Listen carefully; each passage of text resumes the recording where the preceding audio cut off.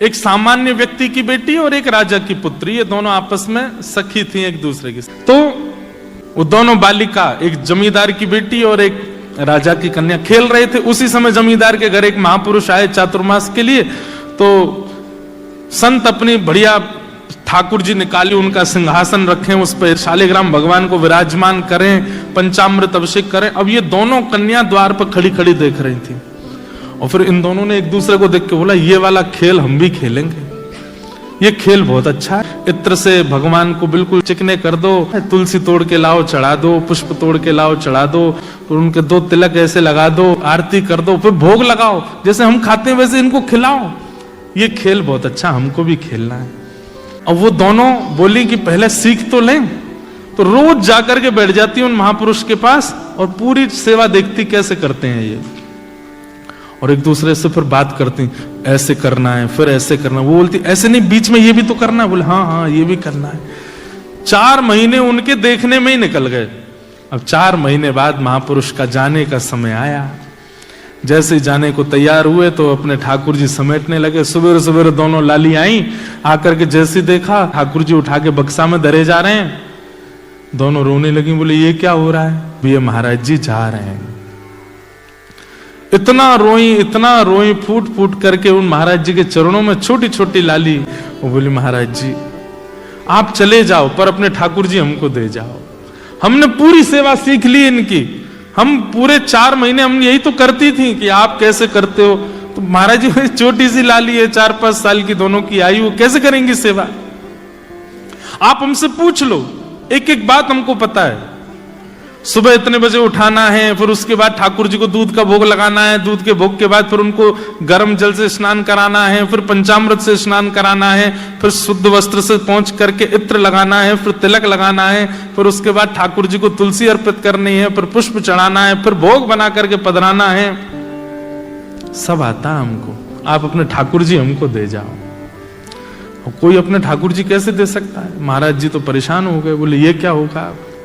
तो महाराज जी बोले बड़ी विडंबना। तो वो जमींदार आ गया, बोले महाराज मेरी बेटी को ना दो चलेगा, फिर दूसरी राजा की बेटी है, अगर इसको नहीं दिया आपने और इसने जाके कहीं शिकायत अपने पिता से कर दी तो आप भी जानते हैं कि राजा की कहां तक पहुंच है। अगला चातुर्मास देख नहीं पाओगे आप। तो बोले हम तो गलत फंस गए। और बोली सुनिए, अगर आपने राजा की कन्या को दे दिया और मेरी कन्या को नहीं मिले तो फिर इन दोनों में वैसे कलेश चलेगा। तो राजा मेरी पुत्री और मुझको नगर से बाहर कर देंगे। बोले तुम जब तक यहां रहोगे कलेश करेगी तुम्हारी बेटी की, मुझे दो तो तुम भी बाहर जाओ और हम महाराज सब बिगड़ जाएगा। ठाकुर जी तो फिर आ जाएंगे जीवन में, इनको दे जाओ हमारी बेटियों को। संत बोले ये कोई ऐसी खिलौना है ये दे जाओ? मैं कैसे 50 साल से सेवा कर रहा हूं मैं इनकी, ऐसे कैसे दे जाऊंगा? तो बोले आप ही सोच लो फिर क्या करना है।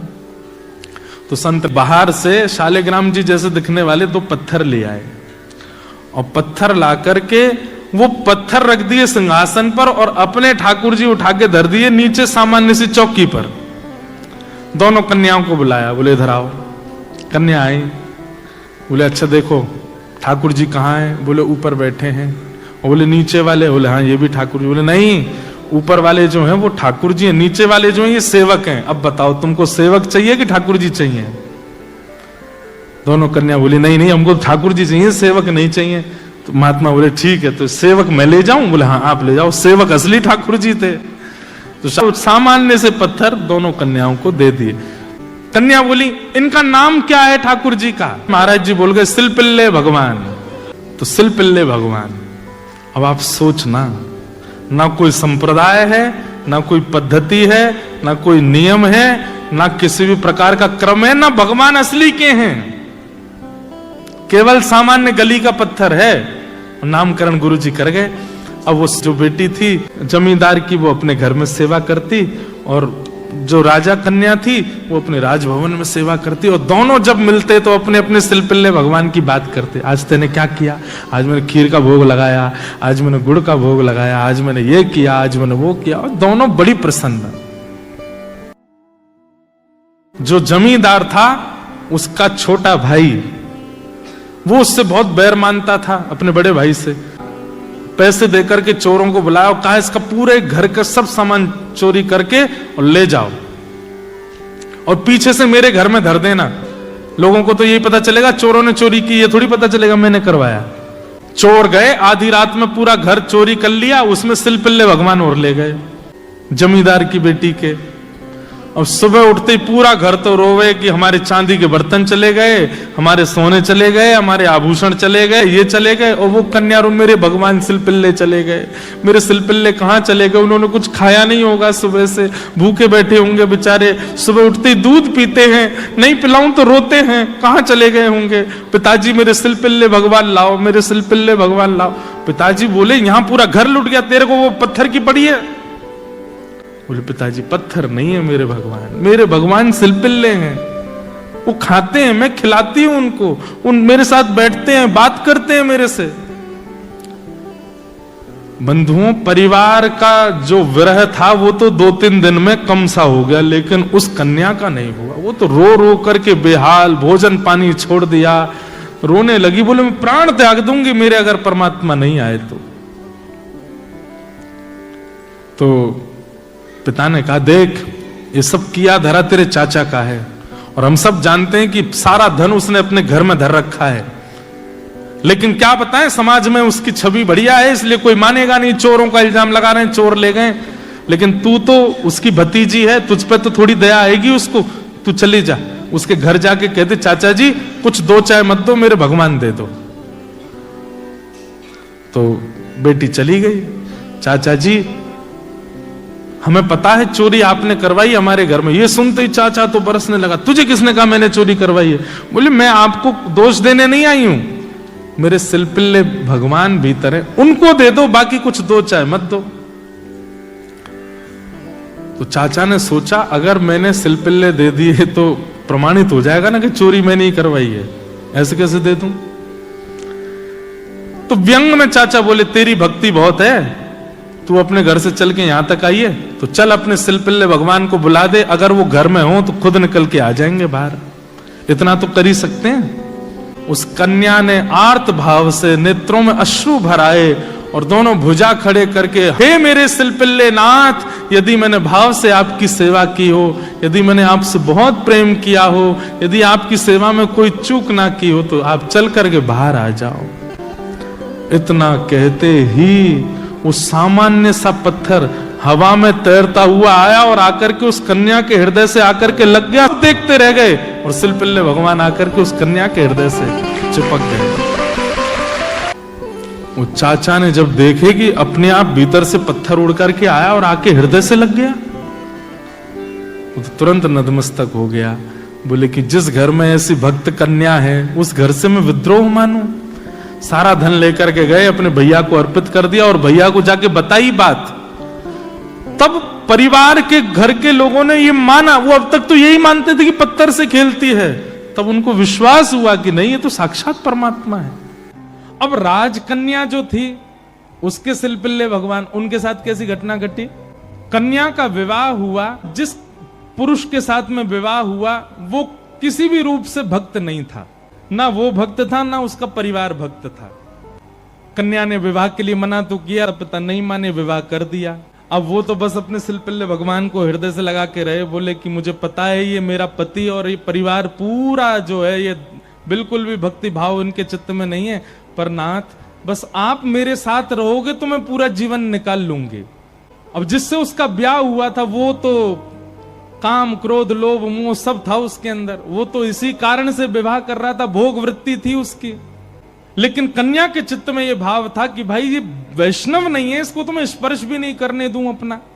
रात्रि में चर्चा कर रहा था पत्नी से, बातें करने लगा, बातें करते करते और उसने कहा ये क्या है तुम्हारे हाथ में? बोले ये मेरे भगवान है, सिलपिल्ले भगवान। उस सिलपिल्ले नाम सुनते ही इतना हंसा। क्या? बोले कौन है? सिलपिल्ले भगवान। बोले आप हंसिए मत, ये मेरे ठाकुर जी हैं, मैं बचपन से इनकी सेवा करती हूं। अच्छा ठीक है, रखो इनको अपने पास। लेकिन वो उनको दूर करना चाह रहा था, बार बार लेकर के हटाना चाह रहा था, और वो राजकन्या कस के पकड़े, बोले नहीं आप आप इनको मुझसे दूर मत करो, ये मेरे प्राण है, ये अगर दूर हुए तो मैं प्राण त्याग दूंगी। 1 दिन 2 दिन 4-5 दिन बीत गए, लेकिन वो ऐसे ही रहे, सिलपिल्ले भगवान को हृदय से लगा के रहे। उसका यही था कि मैं पूरा जीवन इनके साथ नहीं रह सकती, पर आप रहोगे तो मैं रह लूंगी। एक दिन उस राजकुमार को क्रोध आया और उसने जब हट पूर्वक हाथ हटाए और वो सिलपिल्ले भगवान को खींच करके और बाहर एक सरोवर था, सरोवर में फेंक दिया। जैसे ही सरोवर में फेंका, वो राजकन्या वहीं मूर्छित होकर गिर पड़ी। पूरा परिवार इकट्ठा हो गया, सब लोग सोचने लगे, बोले अरे ये क्या हो गया, इसके कहीं प्राण ना निकल जाएं, पूरे गांव में हमारी निंदा होगी, इसके पिताजी बहुत बड़े राजा हैं, हमको कारागृह में डाल देंगे। क्या किया तूने? बोले कुछ नहीं, पत्थर लगाए, बैठी रहती थी, मैंने फेंक दिया तो नाटक कर रही है मूर्छा की। खूब प्रयास किया लेकिन होश में नहीं आई। जैसे तैसे होश में आई, उठते ही मेरे सिलपिल्ले कहां हैं, मेरे सिलपिल्ले कहां हैं। गोताखोरों ने जाकर के पूरा सरोवर ढूंढ लिया लेकिन ठाकुर जी नहीं मिले। अंत तो गत्वा वही सरोवर के किनारे हट गई और रुदन करते हुए बोली, हे मेरे सिलपिल्ले नाथ, यदि मैंने वास्तव में बाल्यकाल से आपको अपना प्रियतम मान करके भेजा हो, आपकी निष्ठा से सेवा की हो, तो आप कृपा करके मेरे पास आ जाना। और यदि आप मेरे पास नहीं आए तो मैं एक क्षण और चिंतन नहीं करूंगी, तुरंत अपने प्राणों का परित्याग कर दूंगी। उसका पूरा परिवार खड़े होकर के देख रहा था। जैसे ही उसने कहा कि हे नाथ, यदि आप नहीं आए तो मैं प्राण त्याग दूंगी, ये बात कहते ही हा नाथ हा नाथ हा नाथ करुण क्रंदन करने लगी। तुरंत सरोवर में से अपने आप सिलपिल्ले भगवान निकल करके आए और उसकी छाती से आकर के लग गए। और ये दृश्य देख करके परिवार पूरा जो था वो तो नतमस्तक हो गया। सब देखते रह गए। भाव के वश में है भगवान, भाव नहीं तो हर मंदिर में दीखत बस पाषाण। भाव होए तो जित देखूं तित प्रगट होए भगवान। भाव के वश में है भगवान।